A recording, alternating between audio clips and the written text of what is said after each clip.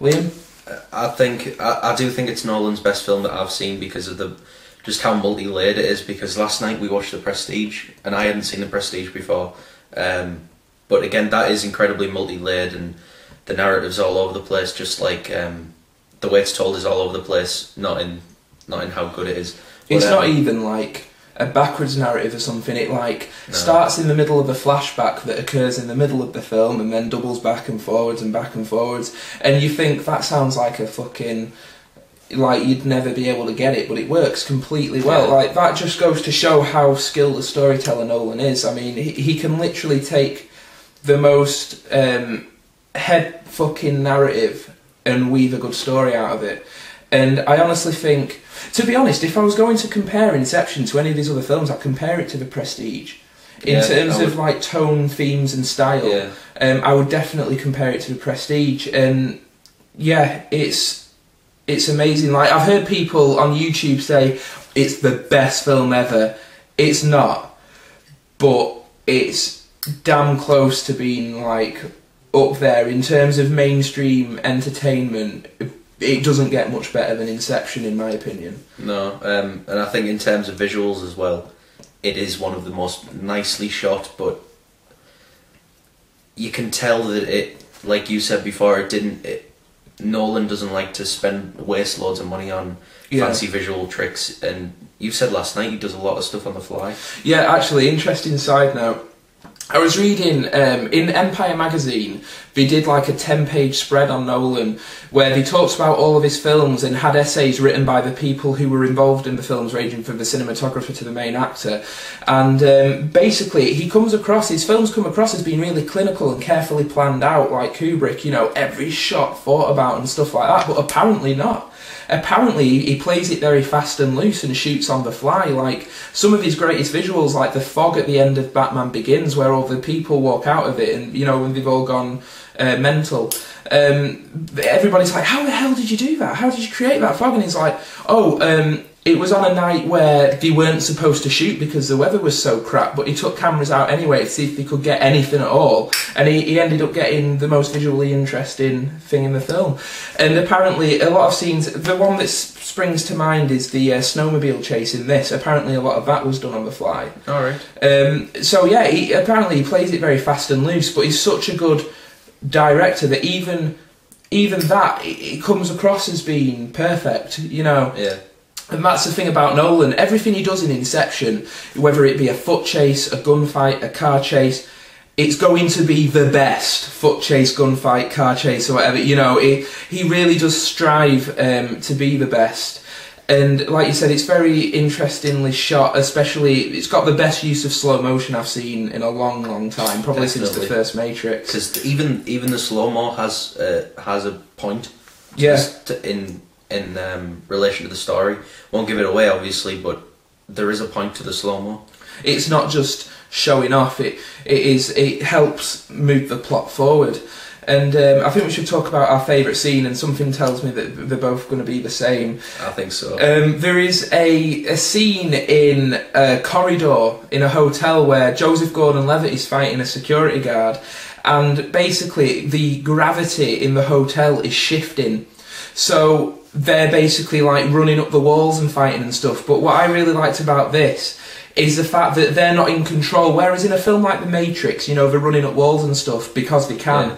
Whereas in this, they're being thrown around, you know, like they're trying to fight while the gravity's shifting and they're falling around and shit and they're struggling. They're not in control of what's going on. And I thought that was absolutely brilliant.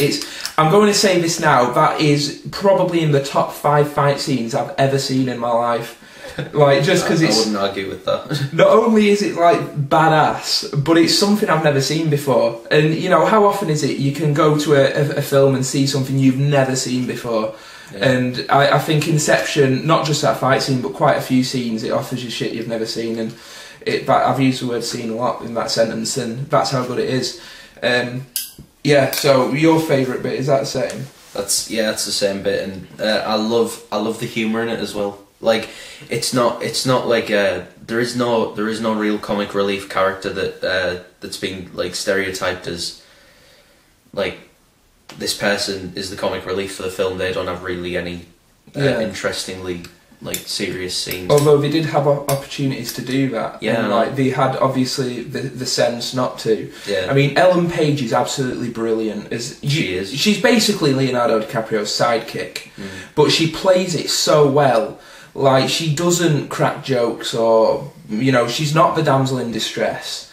You know, she's an integral part of the team, and that's what I thought really worked as well, is the team that Leonardo DiCaprio forms. It feels like a real team, and the interplay between them, especially, I think Thomas Hardy and Joseph Gordon-Levitt steal the film, especially when they're sharing a scene. The banter between the two of them is brilliant. And I say banter, and it could come across as being quite cliched, having pops at each other, but it's really not. It feels genuine, like the way they speak to each other. You feel like these people have known each other for years, you know, and the chemistry's second to none. It's absolutely brilliant. For me, I thought the best aspect of the film was Thomas Hardy, who played Bronson, believe it or not. I thought he's absolutely brilliant and stole the film for me. But everybody in the film is brilliant. Even Cillian Murphy, who could have just been the baddie. Yeah. Like, he brings... basically layers to that character and a vulnerability to that character, and you fall in love with him. You know, it's like you love him as much as you do the main characters. It's amazing how they do it. I don't know how. It's storytelling at its most potent for me. I mean, are there any other bits that stand out that you want to?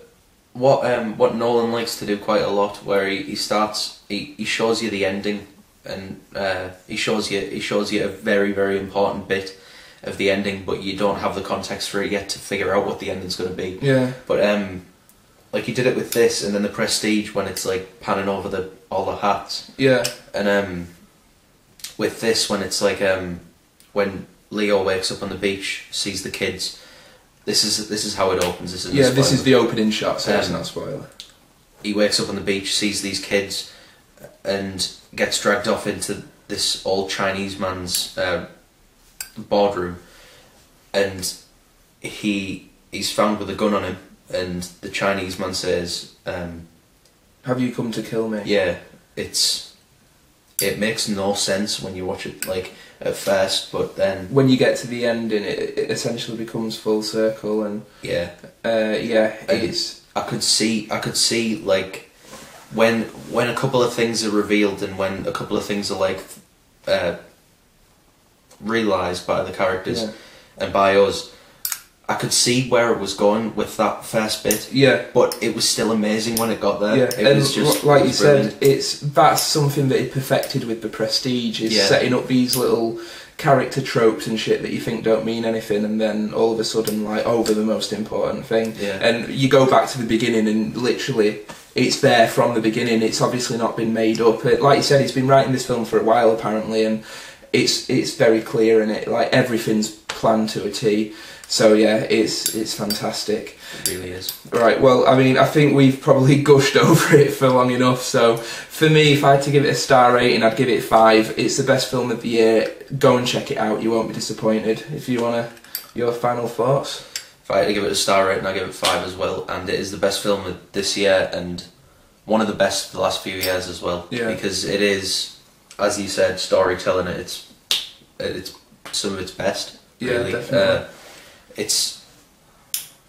And everything has a purpose, and I'm going to see it again in the next few weeks, but I think it'll just richen the experience, because it'll make me realise that there's different connections that I still haven't made, and there's still stuff to figure out, which is great.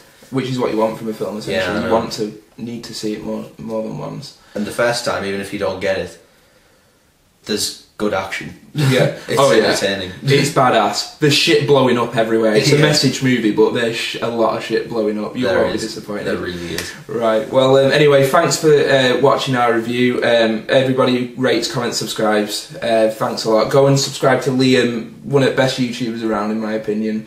You little tinker.